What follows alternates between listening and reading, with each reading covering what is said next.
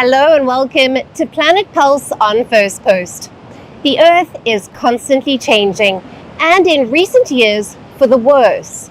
Summers are getting hotter and winters harsher. Rising sea levels, floods, drought, wildfires, and torrential rain have been disrupting lives across continents. The fight against climate change is needed now more than ever. On this show, we bring you all the top stories on the climate crisis, its causes, its brutal effects, and the warriors helping fight the menace. Our story today is about the A23A, the world's largest iceberg. It is now drifting towards South Georgia Island, threatening millions of penguins and seals. If it grounds near their feeding areas in the sea, countless chicks and pups could starve as their parents struggle to find food. Climate change accelerates threats like these, which are becoming more frequent. While scientists track the iceberg's approach, the animals remain unaware of the looming catastrophe. For South Georgia's fragile wildlife, survival has always been a fight. But this time, the odds may be stacked against them. Here's our report. In the vast icy wilderness of the Southern Ocean, a silent catastrophe is unfolding. A23A, the world's largest iceberg, is drifting ominously toward South Georgia Island. It is a remote sanctuary for millions of penguins and seals.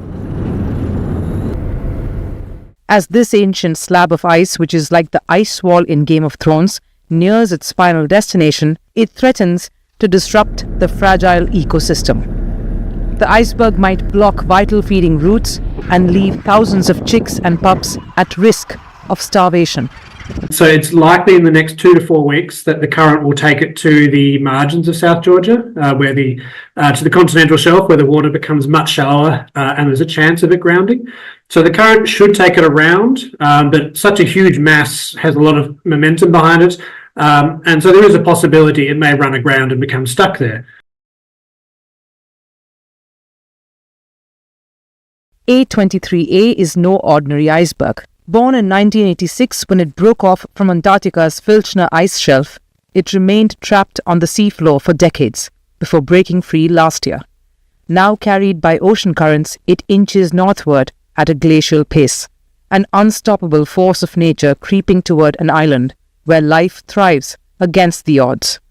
So icebergs like this, megabergs like this, are completely natural. It's what ice sheets do. They sort of slide down from the centre of Antarctica until they hit the ocean, and they float until they're pushed out and they snap off. But the rate at which that is happening has increased. For South Georgia's penguins, the timing couldn't be worse. It's breeding season, and countless king penguins are raising their chicks. They're venturing into the open sea to hunt for fish and krill. If A23A grounds itself near the island, as many fear, it could block access to these crucial feeding grounds. Parents will be forced to travel longer distances. They will burn more energy and hence bring back less food. The weakest will suffer first. The chicks waiting hungrily on the beaches, unaware that their next meal may never come.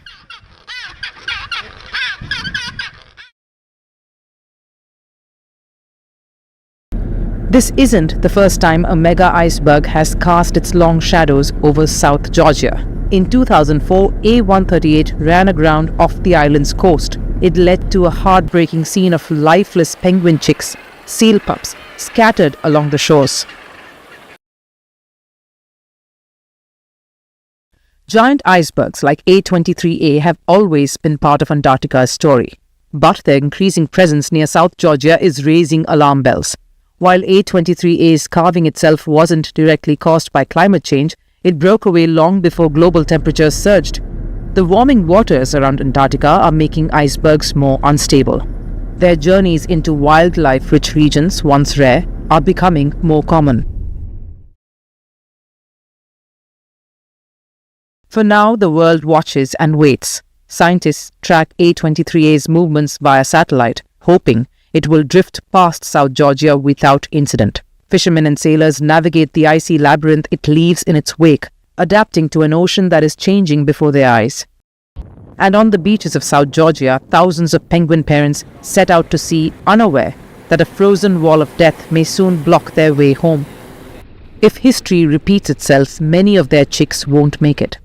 The lucky ones will grow, fledge, and waddle into the vast southern ocean, their survival a testament to the resilience of nature. But as the planet warms and icebergs continue their march, how much longer can resilience really hold the line? Climate change is reshaping Antarctica's frozen frontier, sending ancient ice giants into territories where they were once strangers. And for the penguins and seals of South Georgia, each passing year brings a new challenge, one they may not always be able to overcome. Bolivian shamans live in dangerously located suicide homes. These suicide homes are situated on the edge of a rapidly eroding cliff. Climate change-induced heavy rains is accelerating erosion.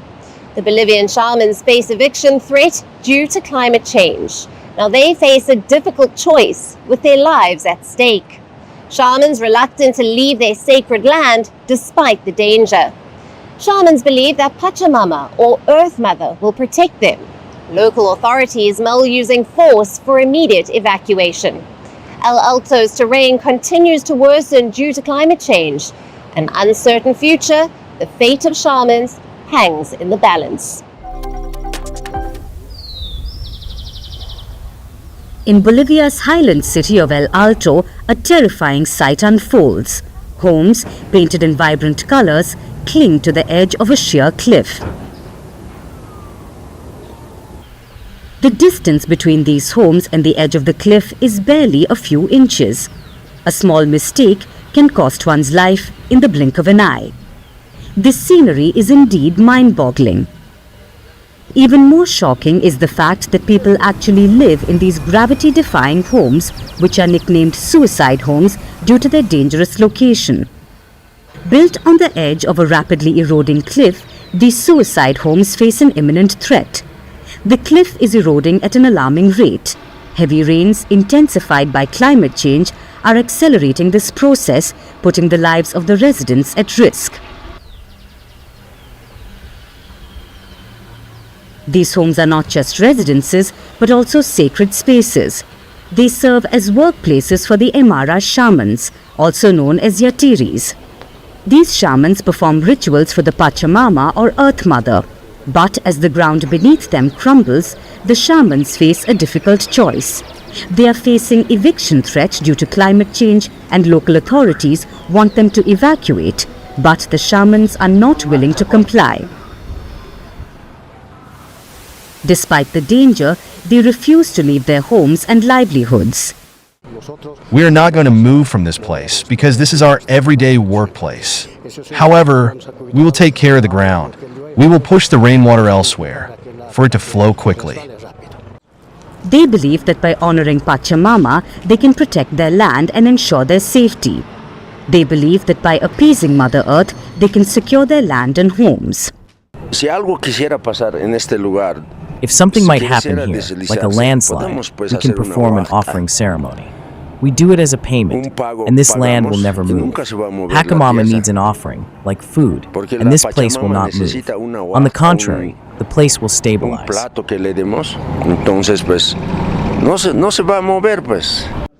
But local authorities are not convinced. They want the shamans to relocate as early as possible.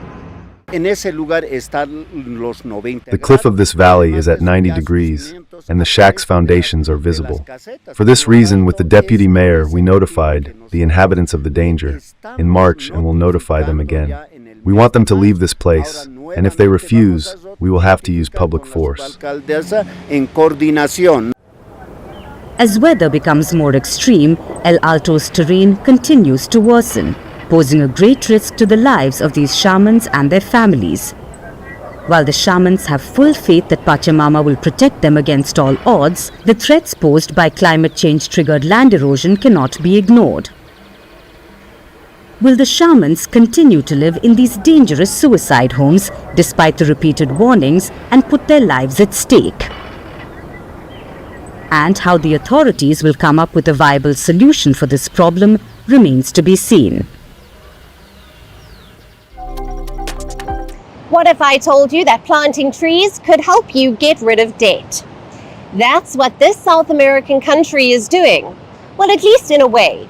Our story today is from Ecuador, which has just completed what's called a debt for nature swap. This means it's using the money owed as debt for loans to instead conserve the environment. This debt swap will now help fund Ecuador's Amazon Biocorridor program. And it's the second such swap it has done in recent times. But how will this work out? Our next report tells you. Ecuador is one of the major countries in South America which is home to the Amazon rainforest, or the lungs of planet Earth. The other countries include Venezuela, Colombia, Peru, Guyana and Brazil. But these lush green forests with a dense wildlife cover and tropical climate face a challenge: wildfires, and a lot of them. Brazil has the largest part of the Amazon. In 2010, it had 3.92 gigahectares of natural forest, extending over 30% of its land area. That's nearly 4 billion hectares. In 2023, Ecuador lost 25.6 million hectares of its natural forest. Hence, the country launched the Amazon Biocorridor program. This program is aimed at two main things. One, improving the management of 4.6 million hectares of existing protected areas, and two, the protection of an additional 1.8 million hectares of forests and wetlands in Ecuador. Besides, it also aims to protect around 18,000 kilometers of rivers amongst other climate-resilient steps. But Ecuador doesn't have the money to support such a promising program. So in comes the debt conversion.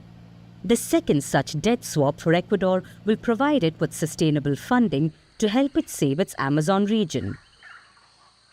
How will this pay Ecuador? This debt swap is worth $460 million. The South American nation is buying back over $1.5 billion worth of its discounted existing bonds with cheaper new money.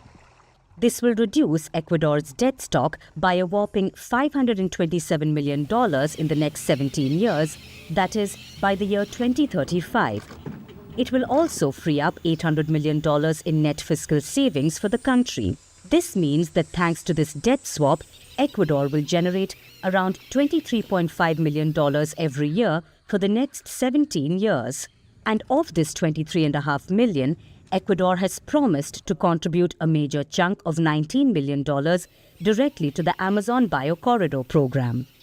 And the remaining $4.5 million will be invested via an endowment fund, which means this investment will help the country generate returns as well. This is what Ecuador's economic minister has to say about it. We have managed to exchange $1.5 billion in global bonds, meaning of debt, for a new $1 billion impact loan with better terms. We generated more than $460 million, destined exclusively to protect our Amazon. This includes $23.5 million per year for the next 17 years, and creating an endowment fund of more than $135 million by 2041. Ecuadorian President Daniel Noboa is also optimistic. The demand for this program has been incredible. It has been more than 4 times what we were actually able to place. This is a good sign. It is a sign for the future that there can be mechanisms like this on a slightly larger scale and generate a more significant impact.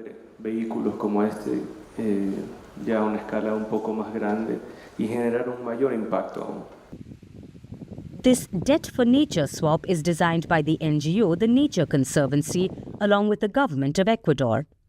It also involved a new $1 billion 2042 bond arranged by the Bank of America. And it came with $1 billion political risk insurance from DFC and a $155 million partial credit liquidity arrangement from the Inter-American Development Bank, or the IDB. Debt for Nature swaps aim at creating a long-term funding for conservation projects, clearing up the outstanding debts of the governments. But these projects also receive a lot of criticism. This is the second such debt swap for Ecuador. The first one happened in 2023, then to conserve the ecologically fragile Galapagos Islands. The Independent Consultation and Investigation Mechanism, or MICI, of the IDB Bank had then shown concerns over alleged lack of engagement strategy with potentially impacted communities. Many other experts are also worried that such debt swaps that come with additional loans only push the global south into vicious debt cycles. While experts remain in a tiffy over its probable impacts, time alone will tell how well this swap will help the Amazon, the lungs of the earth that are currently on fire. And that's it on Planet Pulse for today. We will see you again next week. Thank you for watching and stay tuned to Firstpost.